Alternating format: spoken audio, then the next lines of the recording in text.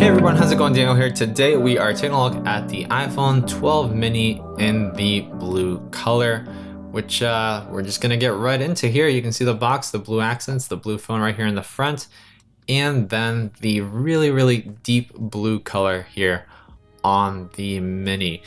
And let's go ahead and pull it off. Let's remove here the protector on the front, but you can see that there. I think if you're a real good fan of blues and like cobalt blues and those deep blues, then you're gonna really like this. I think this phone looks really great with cases, which we'll take out and check out later in the video. I think that's where it really shines. Here real quick, we do have a lightning to USB-C, little pamphlet here, as well as a SIM eject tool, and then an Apple sticker. Nothing special, retails for about $730. Base model comes with 64 gigs of storage, which is okay amount of storage. I would personally upgrade to 128 gigs if you can, just because that gives you a little bit more breathing room. And this is a plenty powerful phone that you can install any game and app on. So you're planning on using it for a lot of things, then 128 gig would give you some breathing room there. But yeah, let's talk about the important thing here. How does this phone feel in the hand? How does it, compare to different sizes of phones? Because here, this is an iPhone 7, same size as the SE that Apple sells, and this is even smaller, as you can see, than the SE. Not by much, but it's smaller. It does have a larger screen, so if we check it out here, you can see the difference. It's basically, the screen is almost the whole size of what the SE is, and this actually translates to a lot of benefits, because if you like this size, then this will still allow you to use that almost same size. But then you can even increase the text size if it's too small. This size of screen might be a little bit too small. You might have to increase the text size often. Well, this is going to give you a little bit more screen real estate, so that doesn't look all bunched up and everything. You can read everything a little bit better, even when you increase the text size. So it's very similar in form factor and size compared to iPhone 7 and SE. So how is it compared to the iPhone 12 Pro here? Let's see here. We got the Max right there. We actually have a 10S right here, so you can see that. The 10S is smaller than the 12 and 12 Pro this year, so if you're coming from that and you might be switching to an even smaller phone, well, here you go. It's not too much smaller, but it is smaller. And for example, this one was fine in my hands. However, this one's a little bit too small. I think right in between this size is where it would be perfect, which is basically the size of the SE. I felt like they would have just kept the SE size and then just full screened it here, but I get that the ratio is not right. Regardless though, it's a very nice small phone. Here are the blue colors compared, so Pacific blue versus the blue on the mini and 12.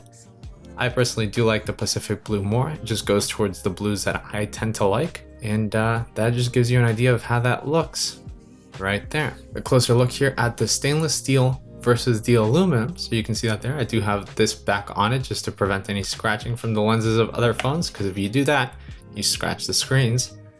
There you go. So here's the size. This is the Max, Apple's biggest phone, and the Mini, Apple's smallest phone. You can see that there. Quite a difference. It's a slightly bigger difference when you're actually holding them on camera. While you can see it when you actually hold these things, the difference is gigantic. The Mini basically feels like you can slide it into any pocket known to man, while the Max feels like it won't fit in any pocket known to man. Now, where does the Pro fit in, as well as the normal 12? Well, here it is. It's right in between. Mine has a screen protector, so that's fine. Let's see here. You can see how much smaller it is than the Max right there. And then we'll try to put the Mini here so you can see that. Boom, there you go. Yeah, so there you go. You can kind of see the size difference. So the Mini is small, just know that. And the Max is big. And the Pro is almost right in between those two. I would say it's still leaning towards the larger size. Last year's Pro and the 10 and the 10S, that was kind of the middle ground where it's not too big, it's not too small. The curvy sides make it easier to hold in the hand. Yeah, I think it's a hard choice if you're going to choose these. Let's go ahead and move on to the case portion of this video. And we actually will not be moving on to that, because first what I'm going to do is show you how this looks while you're texting and calling and stuff. So first, calling. Right here is the phone, how my hand would look and how the phone would look on my face. Does it look too small? I don't know. I'll have to see the footage afterwards. Definitely feels a bit small in my hand, like I'm holding a old Razr or something. You can see here we'll compare it real quick in size. No, there you go. It's a very small phone. That's a Razr. Crazy, really. But it's really, really cool. Here you can see the phone in slightly different light. So reflecting the light, you can see the blue there. The aluminum on the side, the port, the camera. Hopefully it gives you a slightly better idea of how the phone looks when it's reflecting light. That's basically how the phone does look in real life. Now if I'm holding it further away, also that. Now if I'm texting, so both hands kind of curled up, texting with two hands here on a slightly small phone. I'd basically, if I was texting, I can read it from far away, but to get a slightly better viewing experience, I think I would be this close to it. And moving things around here, snap, snap, boom, boom, boom. There you go. So that's basically how it will look. So let's continue here. And now let's move on to the case portion of this video. So let's show you guys some cases. Feel free to skip around or leave the video. And if you are leaving, thanks for watching. But now let's go ahead here. One of my favorite cases with the blue phone is this one here, this Pitaka Aramid fiber case. Just looks really, really great, especially with that matted out blue right there. I am a fan of that look. I definitely would have the blue and like this, because I do like the blue that's shown here. I'm just not a fan of the actual blue glass back, but I'm also not a fan of the glass back, so this hides that as well. Here you can see it from the front in case you want to see that. You get some of that blue accent, not too much because it is a dark color, so you're not going to see it too much, but it is there and shown throughout it. So let's go ahead and move on to another case here. One of them is the most important one, which is the Apple leather case. So you can see that here. It's quite a good case, and the important thing here is that it has MagSafe, so you can use the accessories that they sell, and that's the wallet case right there. Gives it a nice thickness, honestly. It feels nice and secure in the hand with everything like this, mainly because the wallet's the same size as the phone. You can grip everything at once. Not that great of a feeling with the wallet in the back of the other larger phones that Apple has this year. Now let's go ahead and see how the phone looks with just the wallet case there, blue with brown leather on there. It works, but not as good.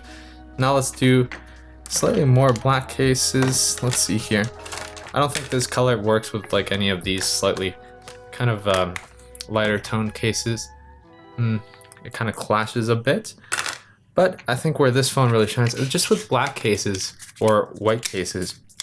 So you have this one here from the folks over at Totallee, and I always forget that I should put it from the bottom and then snap in the sides. Definitely this isn't a case that you want to take off and put on often because it is going to eventually snap on the sides.